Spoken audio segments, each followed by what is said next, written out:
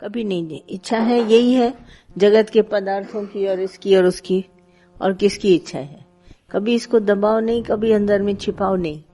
अगर जाहिर कर भी दी कहीं जाके, गीता भगवान कहते थे अकेले में जाके कोने में भी जाहिर करो, प्रकृति में तो आई ना, और उसका अंदर में खुद ही तुमको नतीजा मिलेगा कि ये मैंने इच्छा क्यों करी। और क्यों करने का तो इतना सवाल नहीं है, पर हमको समझो इच्छा पूरी भी हो गई तो क्या हुआ, मिला क्या, और मिल भी जाएगा तो भी हम कहाँ पहुंचेंगे। पूरा इसका नॉलेज लो। जैसे वो दृष्टांत नहीं है, उसने इच्छा करी राजा ने कि मुझे कबाब खाना है, तो वजीर बहुत होशियार था, वो कबाब के साथ में नेक्स्ट स्टेप जो था शराब भी लेके आया, और शराब के साथ फिर बीमार पड़ेगा डॉक्टर भी लेके आया, फिर डॉक्टर के पास फिर वो भी लेके आया कफन भी। तो उसको सारा नतीजा दिखाया, देखो एक कबाब की इच्छा करेगा तो तुमको शराब की दिल होगी, और नाचनी को भी ले आता हूं, इसको भी ले आता हूं, पूरा उसको दिखा दिया। तो राजा को पता चल गया कि एक इच्छा कहाँ तक पहुंचाती है। उसको सुजागी, ये हम लोग कहते हैं सुजागी। जैसे तुम जागा हुआ है तो दूसरे तुम्हारे पास आता है, कहता है मेरे को ये इच्छा हो रही है, तो तुम उसको सुजागी, अगर तुम जागी हुई है उसको ज्ञान दो, तो वो समझे न समझे परवाह न करो, पर तुम्हारा मन सुनेगा। ऐसे ही वजीर ने उसको, राजा को जगाया, सो रहा था जैसे राजा नींद में, ये कबाब खाना बहुत आसान है। तो इसीलिए, और हमारा गुरु देखो कितना मजेदार है, हमारे गुरु ने शादी को कभी स्टिमुलेट करके ऊपर नहीं किया। इसको बोला शादी मजा नहीं पर सजा। तुम कभी सोचो कि ये मजा नहीं है, सजा नहीं है, सजा है। और सबने मजा समझ के शादी करी, सब फंस गए। कभी ज्ञान नहीं था कि शादी किस तरह की होनी चाहिए। वैदिक नियम के हिसाब से शादी बड़ी संयम वाली चीज है, पर संयम हमने सीखा नहीं। अब जैसे पानी में हम तैरना सीख ले तो डूबेंगे हम कभी नहीं। हाँ, अगर हम तैरना सीखे और हम डूब गए तो फिर क्या तैरना सीखा। तैरना तो तब मौजूद हो हमारा जब हम डूबे नहीं, और डूबने वाले को भी बचाएं, तब हुए हम तैराक अच्छे। जैसे कोई भी कभी नाव इत्तेफाक से डूबती है तो तैराक बुलाए जाते हैं। तैराक इतने एक्सपर्ट होते हैं कि वो डूबे हुए आदमियों को ले आते हैं बाहर निकाल के। तो ये बहुत जरूरी बात है। तो ठीक, हम लोगों ने कभी शादी को नहीं समझा कि शादी सजा है। हमेशा शादी को मजा समझा। मजा इसलिए क्योंकि हमारे पास कंट्रोल नहीं था। और आप सभी देखिए, हमारे पास गृहस्थी बैठे हैं, हमको गृहस्थ में चलने की बिल्कुल अंदर में समझ नहीं थी। ये अध्यात्म ज्ञान से आपकी थोड़ी थोड़ी जागृतता आई है, वो भी थोड़ी, पर अभी तक आप गृहस्थ की कोई बहुत परीक्षा आती है आप एकदम डर जाते हो। तो ऐसा भयानक हमारा शक्ल क्यों हमारा बने। गृहस्थ एक बहुत अच्छी चीज है, पर कभी नहीं, गुरु ने, किसी ने भी नहीं बोला ये मजा नहीं है, सजा है। और सजा को किस तरह से गुरु के कहने पर लोगों ने काटी, उसको कंट्रोल में चले, हर बात का संयम। जैसे हम कहते हैं ना, excess of everything is bad. तो हम आए गृहस्थ तो बहुत अच्छा, गृहस्थों को शास्त्र में भक्ति का मार्ग बोला गया है, भगवान को पाने का रास्ता बताया गया है, पर उस गृहस्थ में हमने तैरना सीखा नहीं, तो मजा की जगह हमारे को सजा ही मिली। तो अगर हम पहले शादी के सारे नियमों को जान लेते तो शादी हमारी सक्सेसफुल लाइफ होती, आपकी भी होती, आपके साथ बच्चों की भी होती। ये संयम शादी में सीखना बहुत जरूरी था। और सब सीखे। लोग कहते हैं खाना बनाना आता है भाई, शादी में भाई सिलाई आती है लड़की को, तो हम कहते हैं ये तो मूड बनाई, ये तो हमारे कारोबार दुनिया में चल रहे हैं। खाना बनाने वाले भी मिल जाएंगे, कपड़े धोने वाले भी मिल जाएंगे, कपड़े सिलने वाले भी मिल जाएंगे, और कमाने वाले भी आपको मिल जाएंगे, सब मिलेगा। मगर आप शादी में ये बात पूछते हैं कि लड़की को खाना बनाना आता है और लड़की को कपड़ा सिलना आता है, पर कभी नहीं किसी ने सोचा अरे ये नहीं, लड़की को गृहस्थ आश्रम में एडजस्ट करना आता है। एक मनुष्य कबीर के पास आया, उसको बोला शादी करनी चाहिए कि नहीं करनी चाहिए। कबीर ने जवाब ही नहीं दिया, करनी चाहिए कि नहीं करनी चाहिए। थोड़ी देर में उसने लोई को बुलाया, बोला दिया जला के ले आओ। दिन का टाइम था, उसने आके दिया रख दिया। तो आदमी समझा ही नहीं कुछ, बोला ये कैसा कबीर है मूर्ख, दिन में उसको कह रहा दिया जला के ले आओ। वो भी दिया लाई और रख करके चली गई। थोड़ी देर के बाद उसको बोला दूध ले आओ। उसके पास एक प्याला पड़ा था, उसमें दूध ऑलरेडी था, पहले ही से था दूध।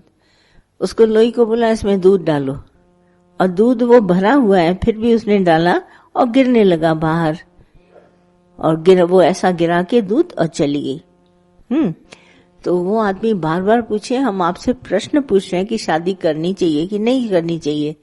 तो उसने कहा भाई शादी करो या न करो, पर ऐसी एडजस्टमेंट है कि स्त्री को बोलो दिया जला के आओ तो आर्ग्यूमेंट न करे तुम्हारे साथ, और तुम अगर उसको दूध डालने को बोलो तो कभी न तुमसे कह रहे मूर्ख हो क्या, दूध पहले ही पड़ा है।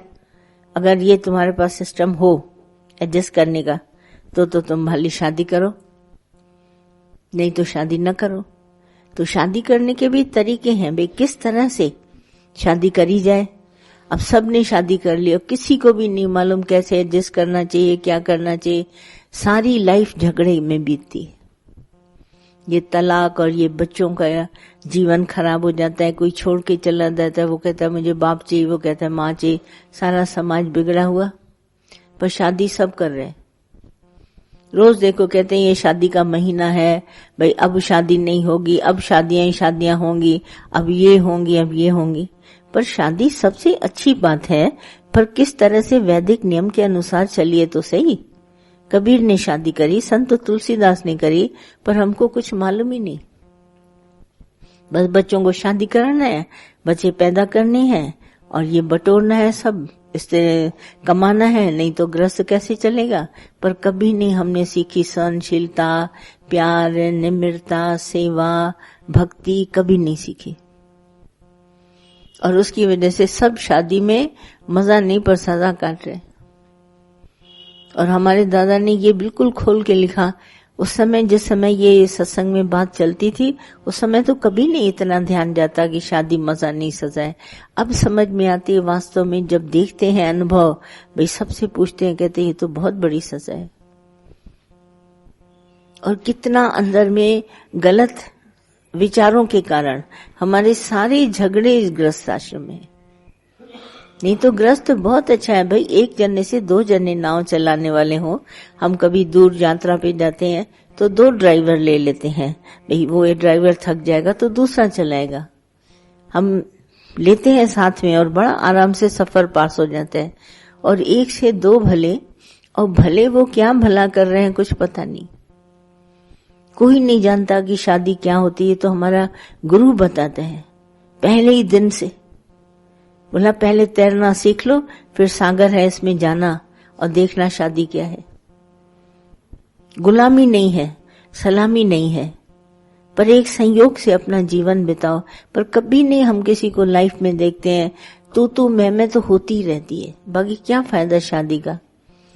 किसी ने भी नहीं जाना शादी क्या है, और इसी गृहस्थ आश्रम से ही हमारे को भगवान मिलेगा। सती अनसुईया ने बिताई, इतने बड़े बड़े सब गए, कभी आपका ध्यान नहीं जाता जो शादी करते हैं भाई ऐसा जीवन अनसुईया ने कैसे बिताया, कैसे अपने पति की सेवा में और भगवान की भक्ति में, यहाँ तक कि इतने संयम में बंधी हुई थी तो ब्रह्मा विष्णु महेश को भी उसने बच्चा बना दिया। स्त्री का बड़ा संयोग होता है पुरुष से ज्यादा, बेटर हाफ इसीलिए इसको माने जाते हैं। पर वो स्त्री के पास ज्ञान नहीं होगा, सारा दिन राग द्वेष अपनी सास से, देरानी से, जेठानी से, आप सबको इतना हमने ज्ञान बताया, पर कभी आप में से एक जना नहीं कह सकता मेरे अंदर सास के लिए, देरानी के लिए, नंद के लिए कोई राग द्वेष नहीं है। कभी नहीं आप बोल सकते, क्योंकि अंदर तो बीज पड़ा है ना। वो कभी ने अपने आप को साफ सुथरा किया। बोला जब संसार को हमने खोल के देखा, संसार कुछ भी नहीं है।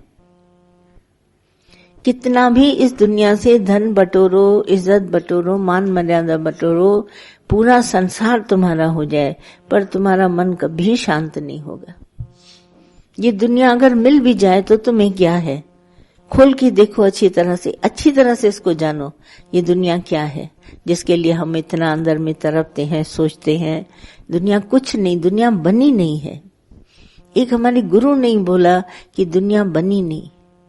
वशिष्ठ बोले राम जगत बना नहीं, जगत तो सिर्फ हमारे विचार, आप इस पुतले में सिर्फ ख्याल को शांत कर दो, और उस ख्याल को कैसे शांत करो, सिर्फ अपनी वाणी को ला करके हरि ओम में टिकाओ, परमात्मा में, भगवान तू है, सारे विचार शांत हो जाए। अब बताओ इसमें कहीं झगड़ा है?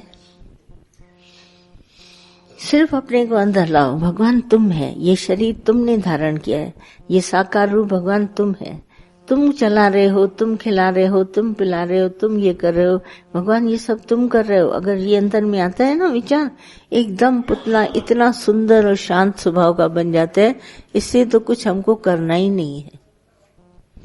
जब इतना अच्छा सेंटेंस दादा ने बोला, बनी बनाई बन रही, पहले ही से बना हुआ वो बना हुआ है और आपको कुछ नहीं करना है। बनी बनाई बन रही, अब कुछ करना ना है। आज हम सब बैठे हैं, आज तुमको कुछ भी नहीं करना है, पहले ही से बना हुआ है।